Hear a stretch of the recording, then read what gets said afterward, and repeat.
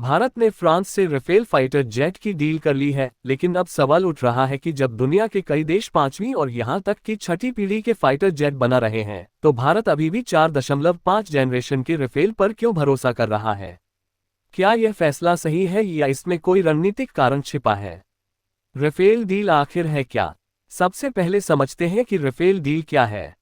भारत ने फ्रांस से कुल 36 राफेल मल्टीरोल फाइटर जेट खरीदे हैं, जिन्हें भारतीय वायुसेना में शामिल किया जा चुका है। राफेल एक 4.5 जनरेशन का एडवांस्ड फाइटर जेट है जो एयर टू एयर और एयर टू ग्राउंड दोनों तरह के मिशन में सक्षम है। इसमें अत्याधुनिक रडार, इलेक्ट्रॉनिक वॉरफेयर सिस्टम और लंबी दूरी की मिसाइलें लगी होती हैं, जिससे ये किसी भी आधुनिक युद्ध में बेहद प्रभावी साबित होता है। 4.5 जनरेशन का मतलब क्या होता है? बहुत से लोगों के मन में सवाल होता है कि 4.5 जनरेशन आखिर होती क्या है। दरअसल फाइटर जेट की पीढ़ियां उसकी तकनीक, स्टेल्थ क्षमता, रडार सिस्टम और नेटवर्क सेंट्रिक वॉरफेयर क्षमता पर आधारित होती हैं। 4.5 जनरेशन जेट में आधुनिक avionics, advanced radar, super cruise जैसी क्षमताएं होती हैं, लेकिन ये पूरी तरह स्टेल्थ नहीं होते। इसके बावजूद कई विशेषज्ञ मानते हैं कि सही हथियारों और तकनीक के साथ 4.5 जनरेशन जेट आज भी बेहद खतरनाक और प्रभावी साबित हो सकते हैं। जब दुनिया पांचवीं जनरेशन बना रही है, अब सवाल उठता है कि जब अमेरिका, चीन और रूस जैसे देश पांचवीं जनरेशन के फाइटर जेट बना चुके हैं और छठी जनरेशन पर काम कर रहे हैं, तो भारत ने राफेल जैसा 4.5 जनरेशन जेट क्यों खरीदा? अमेरिका का F-35 और चीन का J-20 जैसे जेट स्टेल्थ तकनीक के कारण रडार से छिपने की क्षमता रखते हैं।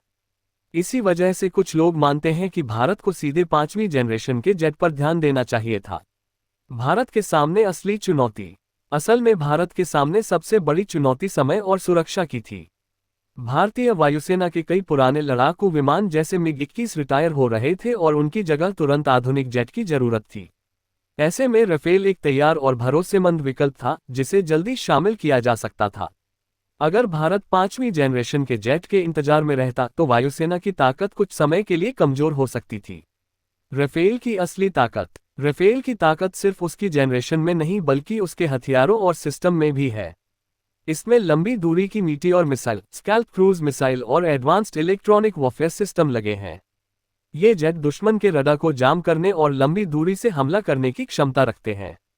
यही कारण है कि कई सैन्य विशेषज्ञ मानते हैं कि राफेल आज भी दुनिया के सबसे खतरनाक मल्टीरोल फाइटर जेट में गिना जाता है। भविष्य की योजना क्या है? भारत केवल राफेल पर ही निर्भर नहीं है।